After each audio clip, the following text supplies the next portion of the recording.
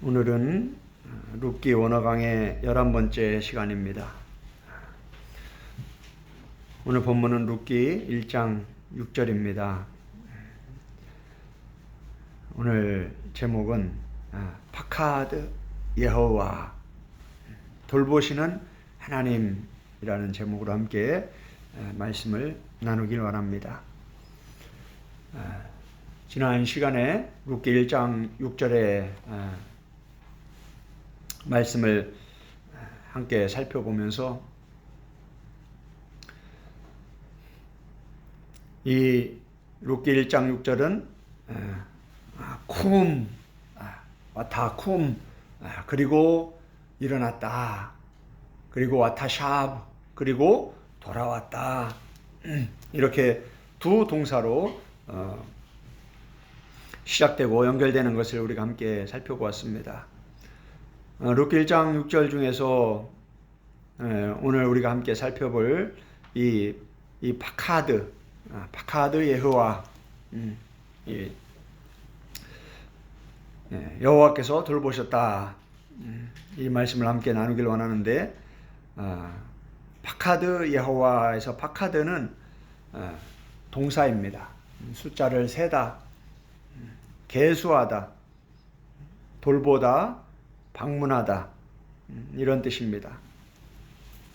이 동사 파카드는 한 사람 한 사람 이렇게 숫자를 셀 때 그런 세다의 뜻인데, 민수기에 보면 계수하다 계속 반복돼서 나옵니다.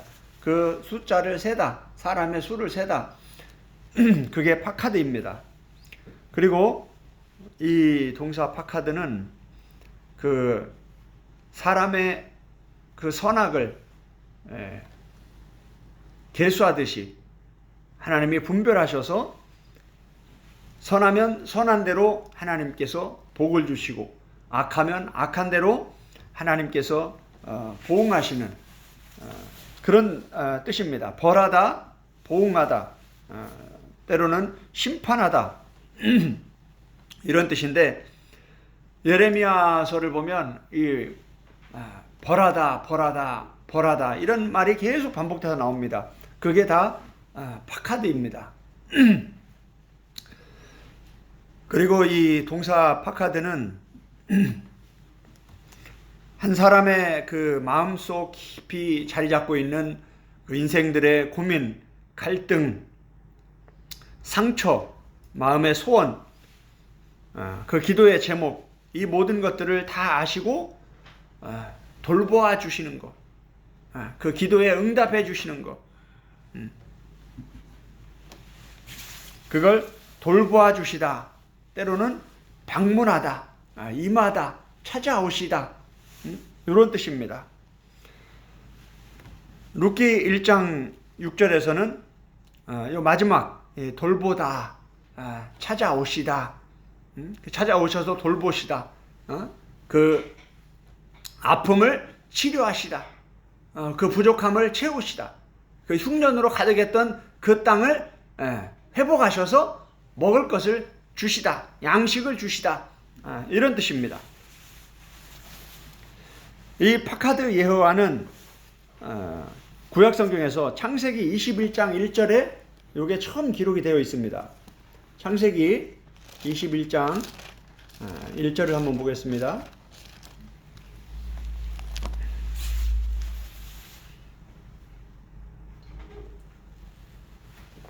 창세기 21장 1절입니다. 여호와께서 말씀하신 대로 사라를 돌보셨고, 이 돌보셨고가 이게 파카드입니다.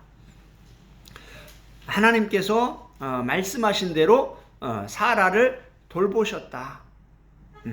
그리고 여호와께서 말씀하신 대로 사라에게 행하셨으므로 사라가 임신하고 하나님이 말씀하신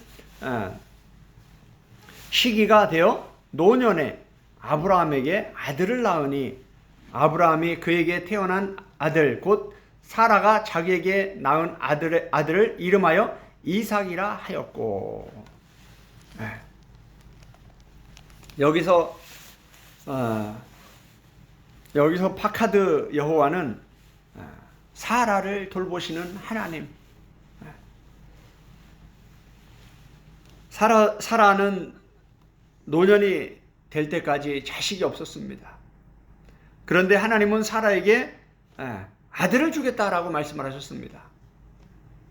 이미 사라는 경수가 끊어진 아이를 임신할 수 없는 그런 노인이었습니다. 그런데 하나님은 그러한 사라에게 아들을 주겠다라고 말씀하시는 거예요. 우리가 일반 사람이 이런 말을 하면 미친 사람이라고 할 겁니다. 그런데 하나님은 거짓말을 하지 않으시는 분이에요. 그리고 하나님은 불가능이 없으신 분이에요. 인간의 상황을 봤을 때는 경수가 끊어져서 이제 생리도 하지 않는 그러한 여인이 어떻게 임신을 합니까? 의학적으로 이 신체적으로 완전히 불가능한 상태입니다. 그런데 하나님은 그러한 사라에게 아들을 주시겠다라는 거예요. 하나님의 말씀은 진리입니다. 하나님의 말씀은 능력입니다. 하나님의 말씀은 불가능을 가능케 하십니다. 하나님의 말씀을 믿을 때 기적이 일어납니다. 할렐루야. 참 놀라운 거예요. 하나님의 말씀은 전혀 불가능한 것 같은데 하나님의 말씀이 임하면 그 말씀이 그대로 이루어지는 거예요. 하나님은 이 파카드라는 이 히브리어 동사를 통해서 사라를 돌보시는 하나님이라고 자신을 소개하고 계십니다. 얼마나 놀라운 은혜인지 모릅니다. 이 사라가 하나님의 사자를 보내서 임신하게 하겠다 이렇게 하나님 말씀하시니까 사라가 웃어요. 아이고 무슨 얘기를 하십니까? 지금 내가 나이가 지금 이렇게 늙어 많아서 이제 뭐 더 이상 임신할 수 없는 상황인데 무슨 아들을 준다고 말씀을 하십니까? 그러다 보니까 어떻습니까? 인간적인 생각으로 사라가 자기 여종을 아브라함에게 줘서 아들을 낳게 합니다. 왜? 자기는 지금 나이가 많아서 도저히 아들을 낳을 수가 없기 때문에 아무리 하나님이 말씀해도 그 말씀이 믿어지지 않는 거예요. 그러니까 인간적인 생각으로 내 방법을 쓰는 거예요. 그럼 어떻게 됐습니까? 이스마엘이 태어나는 거죠. 이삭의 원수 이스마엘이 태어나는 거예요. 그 이스마엘이 누굽니까? 지금 이슬람의 조상이죠. 그래서 지금 기독교를 가장 핍박하는 종교가 이슬람입니다. 이스마엘과 이삭의 싸움이에요. 이스마엘은 인본주의로 사라가 하나님의 말씀을 불순종해서 자기 생각대로 자기가 자기 여종을 자기 남편에게 줘서 아들을 낳게 한 그래서 낳은 아들이 이스마엘입니다. 그런데 하나님은 때가 이르러서 하나님이 말씀하신 그대로 사라에게 아들을 줘서 그 노인 사라가 아들을 낳게 하십니다. 그 아들이 바로 이삭이에요. 이 이삭이 바로 약속의 아들, 하나님이 말씀하신 그 약속대로 낳은 아들. 아브라함이 이스마엘을 낳고 이삭을 낳았지만 아브라함의 씨로 이 두 아들이 나왔지만 이 두 아들은 전혀 다릅니다. 로마서에서 그걸 바울이 잘 설명을 하고 있어요. 이제 룻기 1장 7절에도 이 두 여인이 나옵니다. 그게 룻기 1장 7절에서 룻기 1장 1절에서부터 이 엘리멜렉과 나오미의 아들이 둘이라고 하면서 그 두 아들과 결혼한 두 며느리가 나옵니다.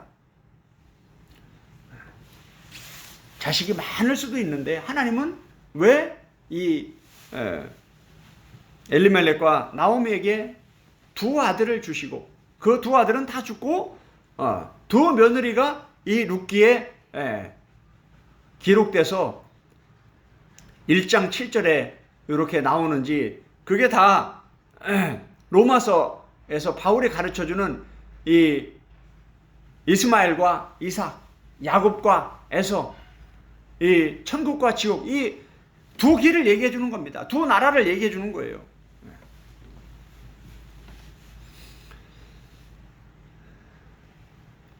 사무엘상 2장에도 이 파카드가 기록되어 있습니다. 사무엘상 2장은 우리가 잘 알듯이 한나가 나오죠. 임신하지 못한 한나, 아들을 낳지 못한 그 한나가 하나님께 아주 간절히 기도하는 그 내용이 나옵니다. 사무엘상 2장 1절을 보면 한나가 기도하여 이르되 내 마음이 여호와로 말미암아 즐거워하며 내 뿔이 여호와로 말미암아 높아졌으며 내 입이 내 원수들을 향하여 크게 열렸으니 이는 내가 주의 구원으로 말미암아 기뻐함이니이다. 그러면서 이제 쭉 나옵니다.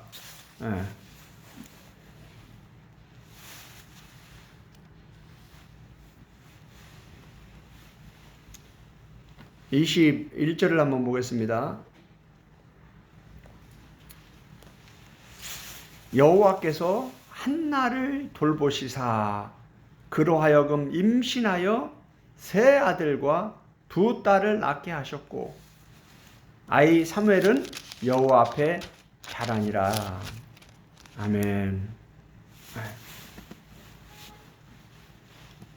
여기 사무엘상 1장에도 보면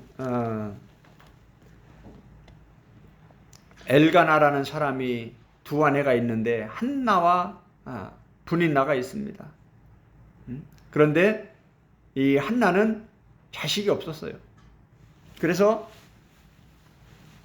10절에 보면 1장 10절에 보면 한나가 마음이 괴로워서 여호와께 기도하고 통곡하며 서원하여 이르되 만군의 여호와여 만일 주의 여종의 고통을 돌보시고 나를 기억하사 주의 여종을 잊지 아니하시고 주의 여종에게 아들을 주시면 내가 그의 평생에 그를 여호와께 드리고 삭도를 그의 머리에 대지 아니하겠나이다.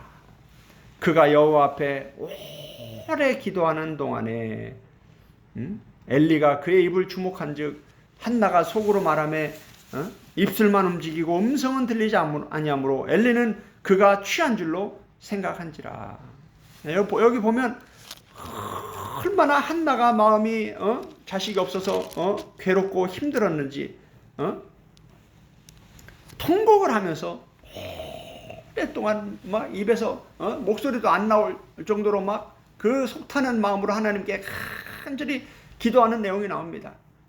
이 22장 21절에서 여호와께서 한나를 돌보시사, 이게 뭡니까? 이게 파카드 여호와입니다. 하나님이 한나를 돌보셨다. 이 한나가 어떤 여인이었나?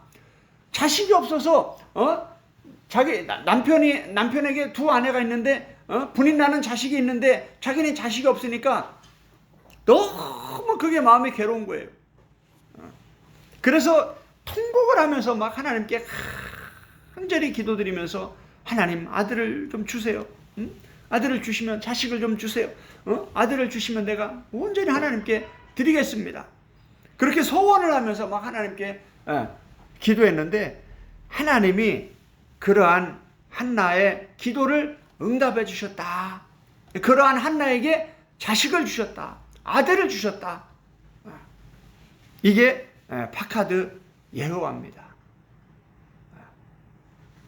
그러한 그 한나의 마음속에 그 소원, 그 마음의 결핍, 그 마음의 상처, 그 마음의 아픔, 그걸 하나님이 아신다라는 거예요. 그리고 하나님께서 그 한나를 돌보셨다. 그 아픔을 치료해 주셨다. 아까 2장 1절에서 한나가 어떻게 고백합니까? 한나가 기도하여 이르되 내 마음이 여호와로 말미암아 즐거워하며 내 뿔이 여호와로 말미암아 높아졌으며 내 입이 내 원수들을 향하여 크게 열렸으니 이는 내가 주의 구원으로 말미암아 기뻐함이니이다. 하나님을 높이 찬양하는 거예요. 내 마음의 소원을 아시고 나를 돌봐주시는 그 하나님, 그 하나님을 마음껏 찬양하는 거예요.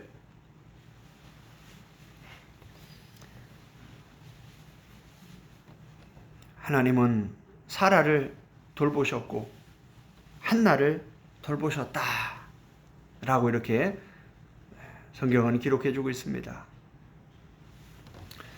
창세기 50장에도 가면 이 파카드가 기록이 되어 있는데, 참 창세기는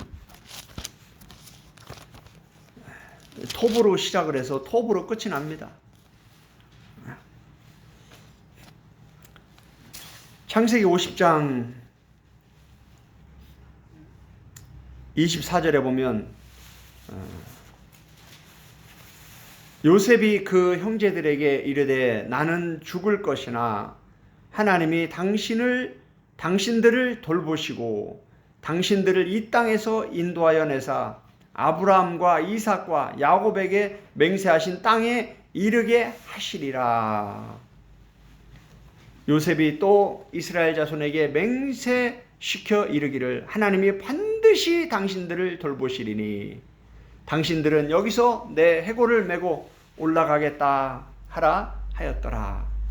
요셉이 110세의 죽음에 그들이 그의 목에 향재료를 넣고 애굽에서 입관하였더라. 아멘. 그 앞에 20절에 보면 당신들을 나를 해하려 하였으나 하나님은 그것을 선으로 바꾸사 오늘과 같이 많은 백성의 생명을 구원하게 하시려 하셨나니 당신들은 두려워하지 마소서 내가 당신들과 당신들의 자녀를 기르리이다 하고 그들을 간곡한 말로 위로하였더라. 아멘. 여기 보면 요 당신들이 누굽니까? 요셉의 형제들이죠. 요셉의 형제들이 누굽니까? 야곱의 아들들이에요. 이 요셉의 형제들이 야곱이 요셉을 너무 사랑하니까 질투를 해가지고 그 요셉이 어린 나이 때 그 요셉을 구덩이에 던져서 죽이려고 했어요. 그런데 최소한의 양심을 있어서 죽이지 않고 팔아버렸습니다.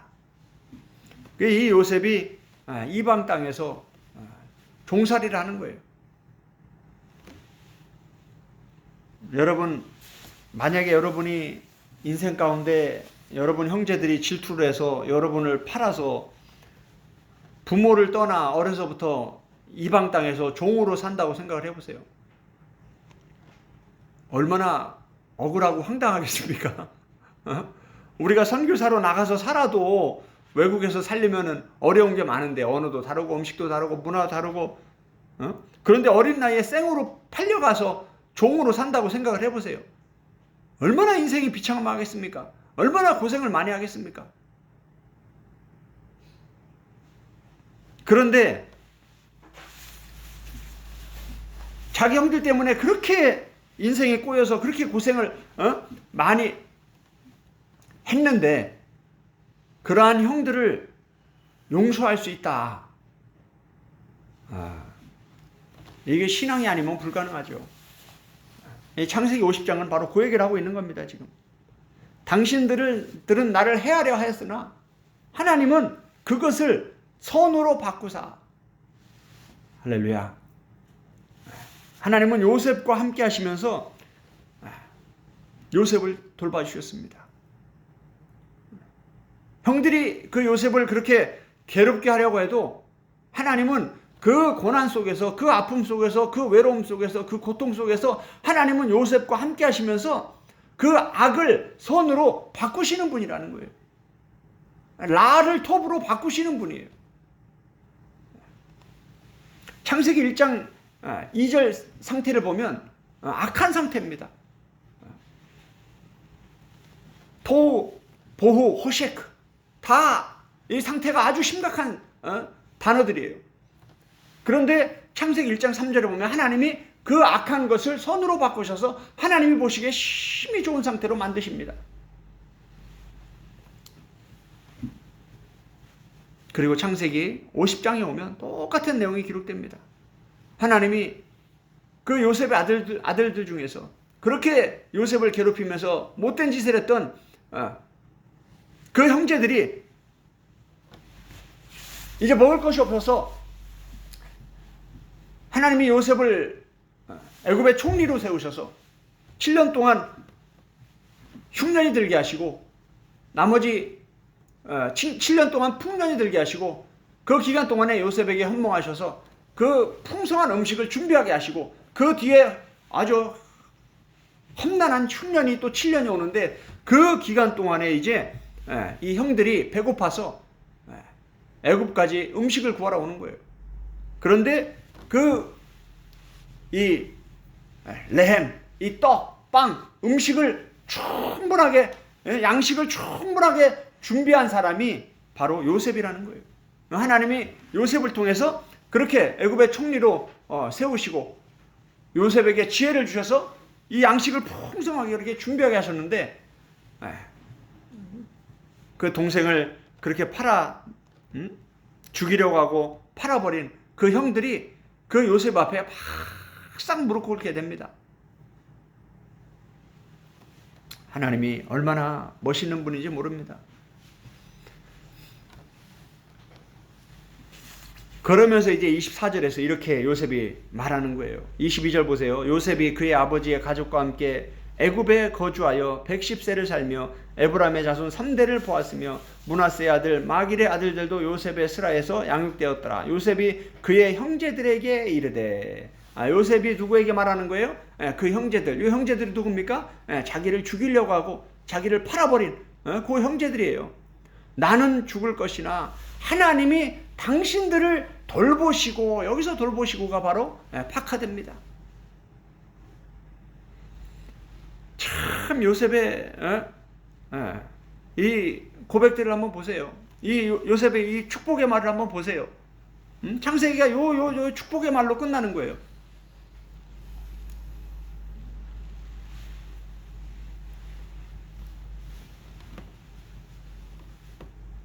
요셉은 그 악한 형들 배후에서 하나님이 큰 뜻을 이루어가시는 그 하나님의 섭리를 본 거예요. 그 섭리를 깨달은 거예요. 이걸 깨닫지 못하면은 우리는 끊임없이 그 사람만 보고 미워하는 거예요. 나를 왜 저렇게 괴롭게 할까? 저 사람은 왜 날 이렇게 힘들게 할까?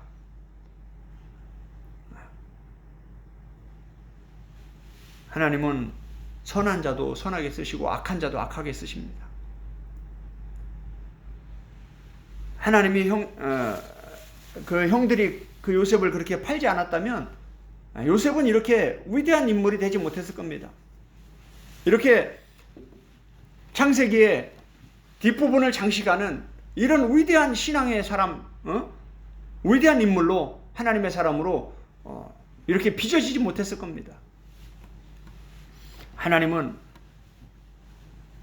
그 악한 형들을 통해서 요셉을 애굽으로 보내셨고 애굽의 총리가 되게 하셨습니다. 그리고 요셉의 입을 통해서 이렇게 놀라운 고백을 하게 하는 거예요. 당신들을 나를 죽이려고 하고 나를 팔아서 내가 정말 감당할 수 없는 많은 고난을 겪었지만 하나님은 그걸 통해서 나를 선으로 바꾸셔서 나를 총리로 세우시고 하나님의 큰 뜻을 이뤄가는 이러한 도구로 나를 세우셨다. 얼마나 감사한지 모른다. 그러면서 그 하나님이 당신들을 파카드 할 것이다. 얼마나 악하고 못된 형제들입니까? 그죠? 그런데도 요셉은 그럼에도 불구하고 하나님은 당신들을 돌보실 것이다. 참 놀라운 축복의 말씀입니다. 그리고 하나님이 당신들을 돌보시고 당신들을 이 땅에서 인도하여 내사 아브라함과 이삭과 야곱에게 맹세하신 그 땅, 가나안 땅, 그 약속의 땅, 젖과 꿀이 흐르는 땅에 이르게 하실 것이다. 다시 말하면 구원의 길로 이끌어 가시겠다. 이런 뜻입니다.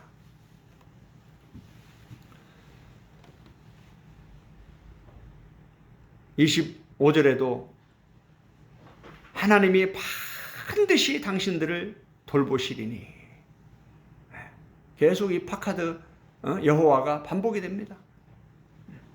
왜 창세기는 돌보시는 하나님으로 끝나는 거예요. 그런데 이 하나님이 누구를 돌보시냐? 하나님은 요셉만 돌보시는 게 아니에요. 요셉을 괴롭게 했던 그 악한 자들도 하나님은 돌보신다라는 거예요.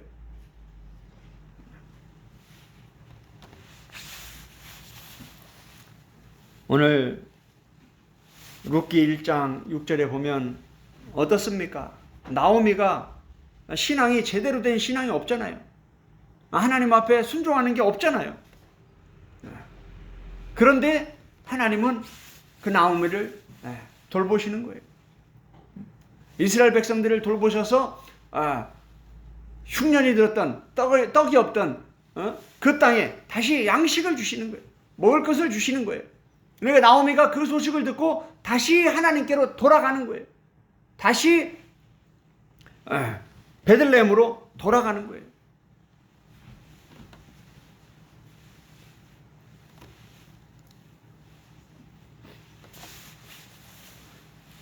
출애굽기 3장에도 보면 이 파카드 여호와가 단순히 한 개인을 돌볼 뿐만 아니라 더 나아가서 하나님의 구원의 역사를 이루어가는 이스라엘 백성을 돌보시고 그들을 인도하셔서 구원의 길로 이끌어 가시는 이러한 하나님의 구원의 큰 그림을 설명해 주는 아주 중요한 단어임을 우리가 보게 됩니다.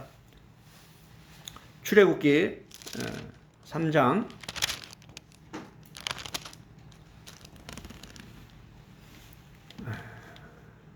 7절에 보면 여호와께서 이르시되 내가 애굽에 있는 내 백성의 고통을 분명히 보고. 하나님은 누구냐?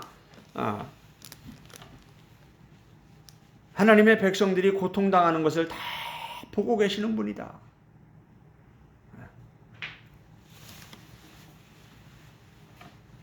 우리가 특히 선교지에 있을 때 이런 말씀들이 얼마나 큰 위로가 되고 큰 힘이 되는지 모릅니다. 아무도 의지할 사람이 없는 그러한 척박한 그러한 광야와 같은 그러한 땅에서 하나님이 나를 다 보고 계신다.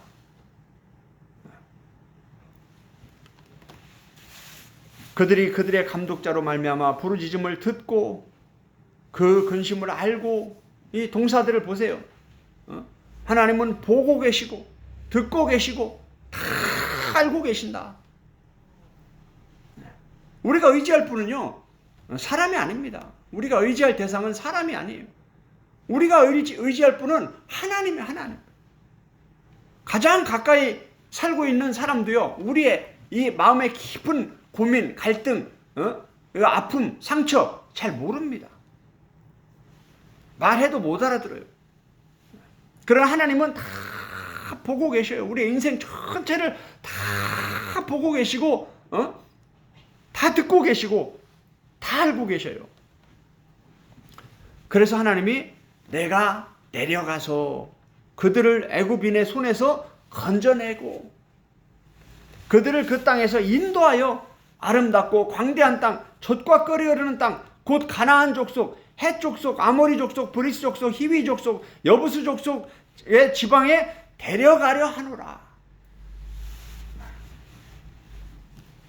이게 우리 하나님입니다. 이게 하나님의 돌보심이에요.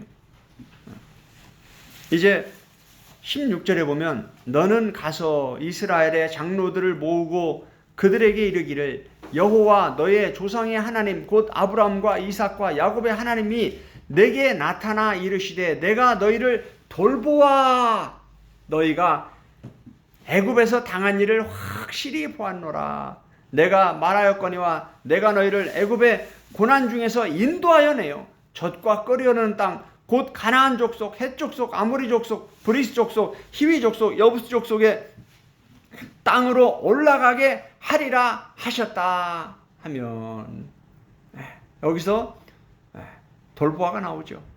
내가 너희를 돌볼 것이다. 파카드 여호와다. 나는 너희를 돌보는 하나님이다. 내가 너희를 돌볼 것이다. 애굽에서 애굽의 바로 왕과 그 애굽의 사람들이 너희를 그렇게 괴롭히고 너희를 그렇게 혹사시키고 너희를 그렇게 힘들게 해도 나는 너희를 돌볼 것이다. 내가 너희의 아픔을 다 보고 있고 다 듣고 있고 다 알고 있다. 내가 직접 내려가서 너희를 구원할 것이다. 내가 너희를 젖과 끓이는 땅으로 인도해 갈 것이다. 내가 너희의 하나님이다. 나는 너희를 돌보는 파카드 여호와다. 이렇게 계속해서 이 파카드 여호와가 기록되어 있는 것을 우리가 보게 됩니다. 다시 룻기 1장 6절로 돌아옵니다.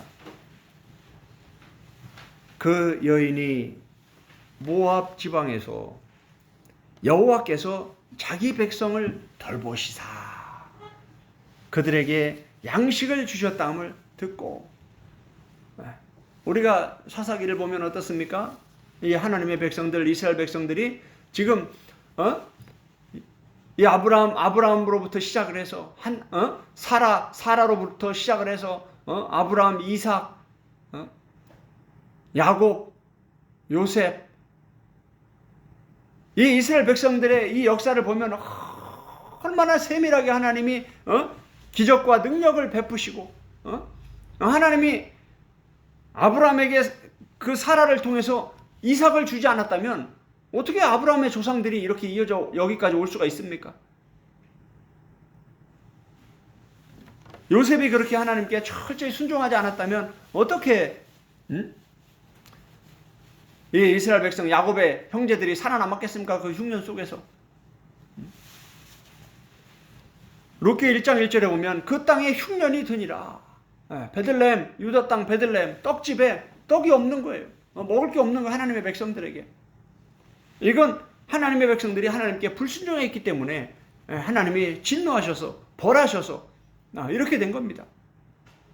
아까 우리가 이 파카드가 무슨 시라고 그랬죠? 돌보다, 방문하다, 벌하다, 징계하다, 보응하다, 심판하다 이런 뜻이라고 했죠. 그러니까 이 룻기 1장 1절은 이 파카드 여호와인데 이 파카드 여호와가 돌보시는 하나님인데 그들의 백성들이 악을 행하니까 뭐예요? 그 돌보심이 벌하는 거로, 징계하는 거로, 보응하는 거로 가는 거예요. 그런데 다시 그들이 회개하고 하나님 앞에 돌아오니까 하나님이 다시 돌보시는 거예요, 그들을.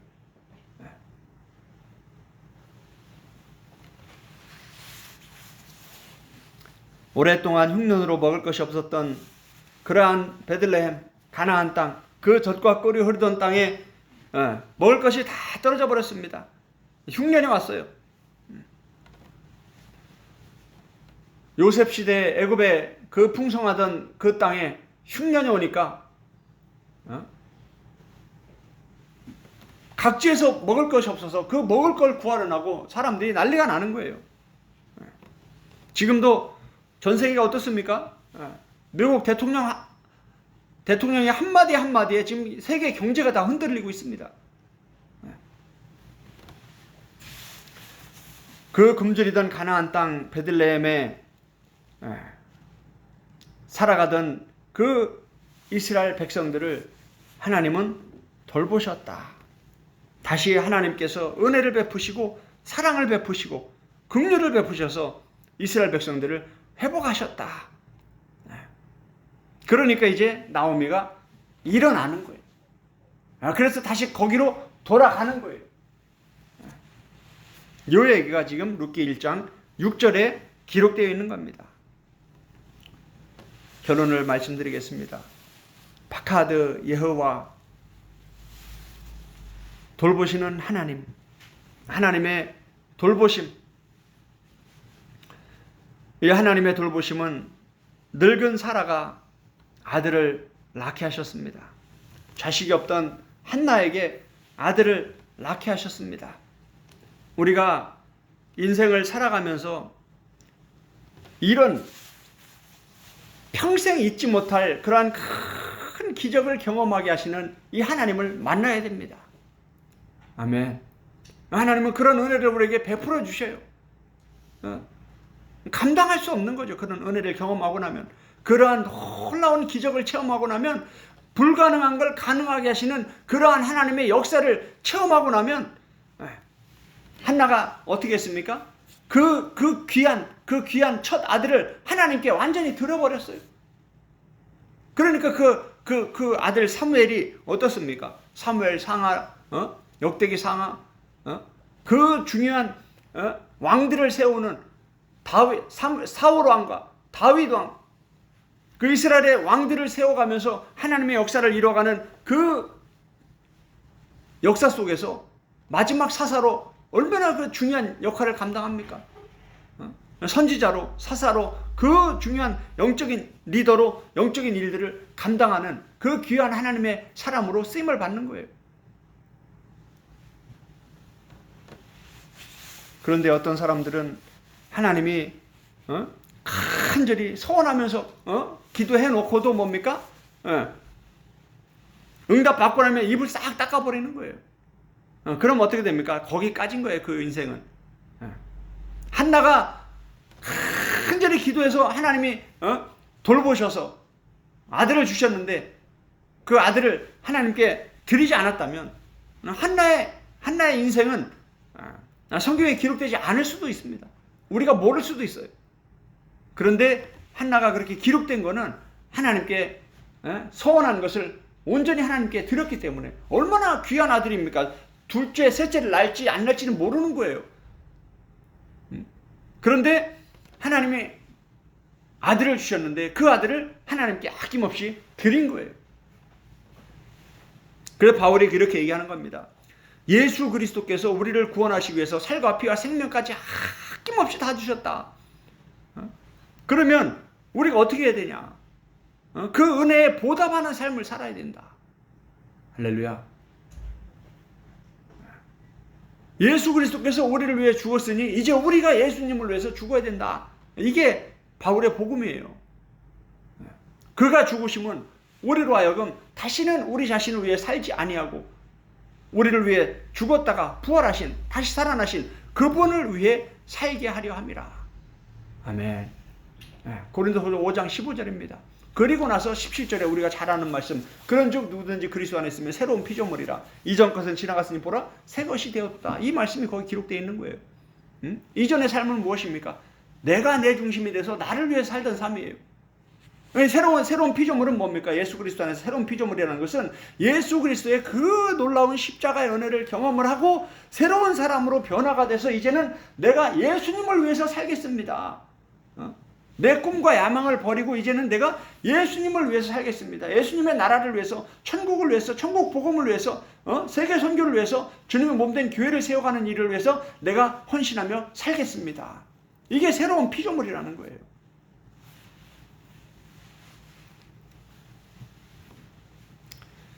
하나님은 결과를 원하시고 열매를 원하시는 거예요.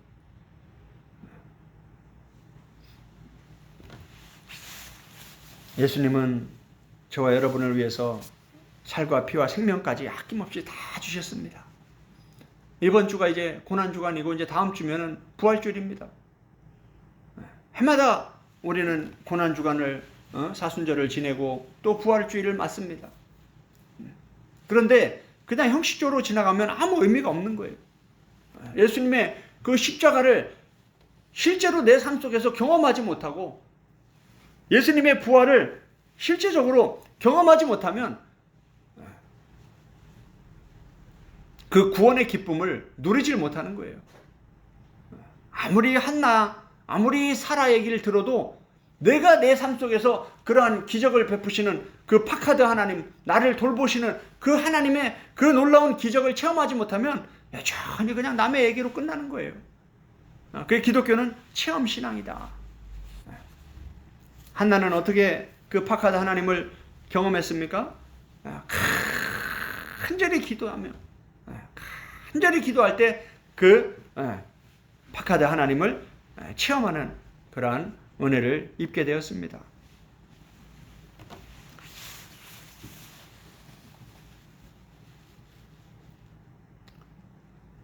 하나님의 돌보심은 7년의 대흉년 속에서 요셉뿐만 아니라 요셉을 죽이려 하고 요셉을 팔아서 그렇게 요셉을 생고생시킨 그 형제들까지도 하나님은 돌보셨다. 저와 여러분의 가족을 가장 잘 돌봐주실 분은 하나님밖에 없습니다. 우리가 의지할 사람은요 없어요. 다른 누구도 아니에요. 저도 선교지에 있으면서 우리 아이들 그 어릴 때부터 그 뜨거운 햇빛 속에서 그렇게 고생을 하면서 그 아이들을 보면서 얼마나 마음이 아플 때가 많았는지 모릅니다. 그런데도 감사한 것은 우리가 내 꿈과 야망을 위해서 그 선교제 가서 그렇게 고생하는 게 아니잖아요. 예수님의 십자가의 복음 때문에 그 은혜에 감사해서 자원해서 하나님 나라를 위해서 세계 선교를 위해서 헌신하는 거기 때문에 나를 내 이 모든 고통과 아픔을 다 아시는 하나님,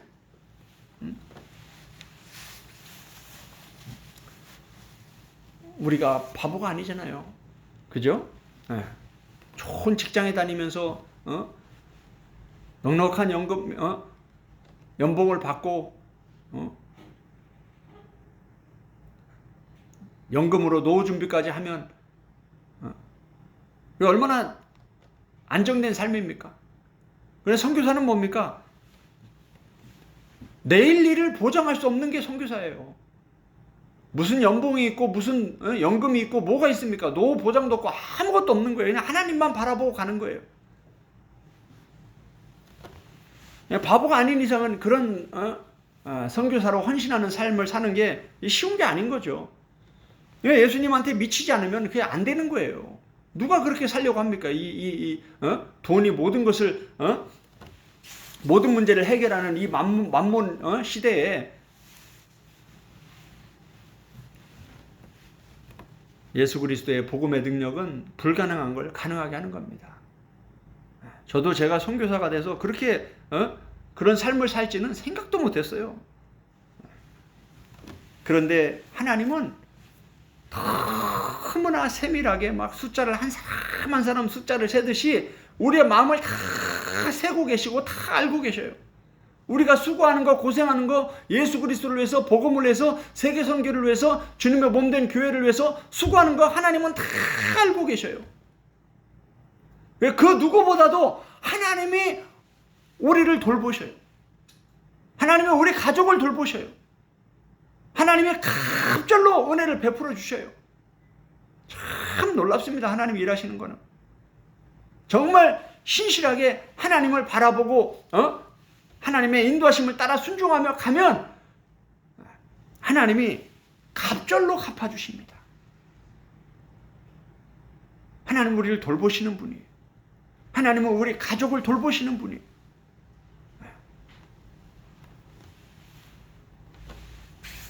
우리 아들은요, 제가 전갈이 나오고 뱀이 나오고 그냥 전갈 뱀 속에서 그냥 그 정글 속에서 그 산 속에서 선교를 하면서 살아가면서 우리 아들은 어렸을 때 전갈에 물려서 죽다 살아났어요. 지금도 그때 그 모습이 생생합니다. 전갈에 물리니까 금방 이 막 새파랗게 변하는 거예요, 사람이. 저도 전갈에 물렸다가 살아났지만 그때 저는 이제 뭐 워낙 성령 충만해가지고 그냥 기도하고 그냥 살아났지만 그 애는 어리니까 뭐예요. 그냥 순식간에 그냥 시퍼렇게 변하는 거예요. 그런데 지금까지 건강하게 잘 자라고 있고 하나님께서 우리 자녀들을 얼마나 세밀하게 돌봐주시고 양육해 주시고 복을 주시는지 너무나 감사합니다. 얼마나 감사한지 몰라요. 이렇게 아무런 철이 없을 때 아무것도 모를 때 그냥 예수님 만나서 예수님이 좋아서 그냥 예수님께 모든 걸 다 드리겠다고 그렇게 하면서 선교사로 헌신해서 20대, 30대, 그 40대 그 어린 시절들을, 철없는 시절들을 이렇게 보내고 이제 50대가 돼서 이렇게 돌아보니까 정말 하나님의 은혜가 너무나 놀랍고 너무나 감사한 거예요. 하나님은 그런 고난과 외로움과 핍박과 그 힘든 그런 상황 속에서도 끝까지 말씀 붙잡고 기도하면서 하나님 뜻대로 살려고 몸부림친 그걸 다 하나님 보고 계셨구나. 그러면서 때가 되니까 한나에게, 사라에게 어떻게 했습니까? 하나님 말씀만 하셨는데 기한이 차니까 아들을 주시더라. 하나님의 때가 있습니다. 할렐루야. 하나님은 다 알고 계시고 다 보고 계셔요. 하나님 그 중심을 보고 계시는 거예요. 하나님은 공짜가 없습니다. 수고한 그대로 갚아주시는 거예요. 우리가 선을 행하면 행한 대로, 하나님의 나라를 위해서, 세계 선교를 위해서, 주님의 몸된 교회를 위해서 수고하고 헌신하면 헌신한 그대로 갚아주셔요. 아주 좋은 것으로 갚아주셔요. 그런데 끝없이 악한 말을 하고 막 성질을 부리고 악하게 하면 그대로 벌하시는 게 그게 하나님이에요. 아주 정확합니다. 성경 그대로예요. 하나님은. 그래도 부족해도 하나님 뜻대로 살려고 몸부림치고 또 죄를 깨닫고 또 회개하고 하나님께로 나아가려고 하면 하나님은 반드시 돌봐주십니다. 갑절로 은혜를 베풀어 주십니다.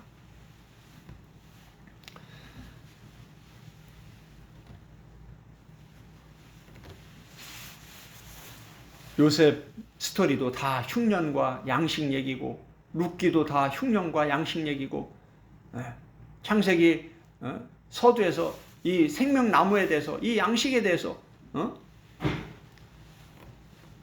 요한계시록에서 마지막에 생명나무 대신, 생명나무의 근원 대신 예수 그리스도에 대해서 이 말하는 게 성경에 다 그 얘기예요. 하나님의 돌보심은 애굽에서 총리로 살아가던 이스라엘 백성들이 출애굽하여 구원받는 그러한 큰 구원의 은혜로 연결이 되는 것을 우리가 보게 됩니다. 신약에서는 예수 그리스도를 통한 놀라운 구원의 은혜, 이것이 바로 하나님의 돌보심입니다. 예수 그리스도의 복음을 깨달았다는 것 자체가 하나님의 돌보심이에요. 할렐루야. 얼마나 특별한 은혜입니까?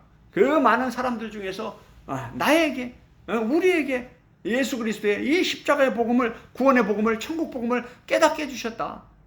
구원의 이 감격을 누리게, 구원의 기쁨을 누리게 하신다. 얼마나 놀라운 은혜입니까? 세상 어떤 기쁨하고도 이거는 바꿀 수가 없는 거예요. 비교할 수가 없는 거예요. 하나님의 돌보심은 그렇게 오랜 세월 동안 깨닫지 못하고 있던 나오미를 쿵 일어나게 하시고 슈부 하나님께 다시 돌아오게 하시는 이러한 은혜인 것입니다.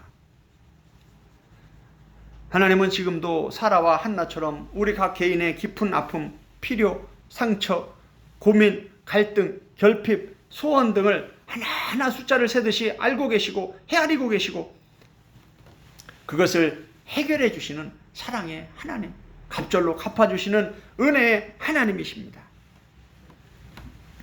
하나님은 지금까지도 우리 가족을 돌보셨고 앞으로도 돌봐 주실 신실하신 하나님이십니다. 우리가 하나님께 바른 신앙으로, 신실한 신앙으로 나아가려고 몸부림치는 것, 그게 중요합니다. 하나님은 우리나라와 우리 민족을 돌보셨고 앞으로도 돌봐 주시며 신실하게 하나님 나라를 위해서, 세계 선교를 위해서 이 나라를 사용하실 그러한 파카드의 하나님이십니다. 6.25 전쟁 이후에 그렇게 가난했던 이 나라가 어떻게 이렇게 K-팝, K-문화, K-푸드 전 세계로 코리아 다 한국 오고 싶어서 이렇게 난리가 나는 이런 세상으로 어떻게 변화가 됐습니까? 이게 다 하나님의 은혜요, 하나님의 섭리입니다. 그래도 대한민국이 아무리 정치적으로 혼란하고 그래도 영적으로 부패하고 타락했다고 해도 여전히 한국 교회들 가운데는 신실한 하나님의 종들이 많이 있습니다. 신실한 하나님의 자녀들이 많이 있습니다. 그분들이 하나님께 이렇게 간절히 기도하며 한국의 복음 통일과 세계 선교를 위해서 그렇게 헌신하면서 헌금하면서 순종하면서 나아가고 있기 때문에 하나님이 이 나라를 돌보시고 계시는 거예요. 아직까지 붙들고 계시는 거예요. 하나님은 오늘 룻기 1장 6절의 말씀을 통해서 저와 여러분을 돌보시길 원하십니다. 저와 여러분을 일으키길 원하시는 거예요. 다시 하나님께 다시 돌아오게 우리의 걸음을 바꾸길 원하시는 거예요. 그렇게 미련했던 나오미 어떻습니까? 벌떡 일어나는 거예요. 하나님이 내 백성을 돌보셨구나. 벌떡 일어나서 다시 거기로 돌아가자. 이게 지금 룻기 1장 6절입니다. 오늘 이 말씀을 통해서 저와 여러분도 다시 벌떡 일어나는 은혜가 있기를 축복합니다. 하나님께 다시 돌아가서 더 이전보다 열정적으로 뜨겁게 헌신하며 순종하는 저와 여러분이 될 수 있기를 축복합니다. 오늘 이 말씀을 생각하면서 성령님과 1대1로 깊은 교제 영적 기도 가운데로 나아가는 시간 갖도록 하겠습니다. 함께 기도하겠습니다.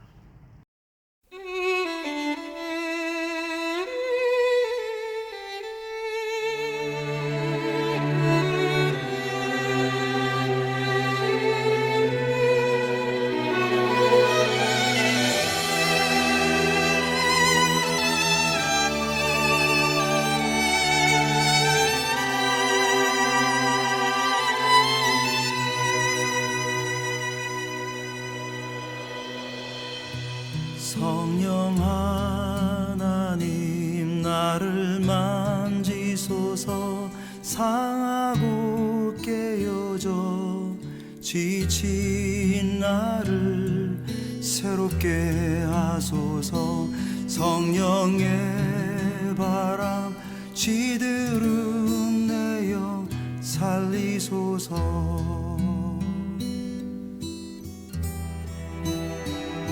성령 하나님 이 땅 고치소서. 죄악의 어둠 속 헤매는 우리 태워주소서. 성령의 불로 세상 헛된